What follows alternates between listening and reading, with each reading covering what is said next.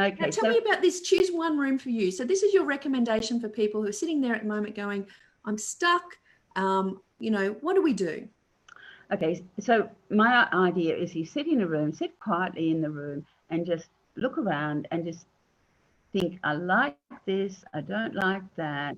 And almost like you're putting little thumbnails on them. I don't like this, I do like that, question mark about this. And then mentally, you take those things out of the room that annoy you or you don't want there. So you probably end up with a room that basically the drapes are okay. Actually, I quite like these drapes. It's just they don't go with the lounge and I don't like that lounge. So go back to your plan now and you'll be sourcing lounges for when you need to get a new lounge, for instance.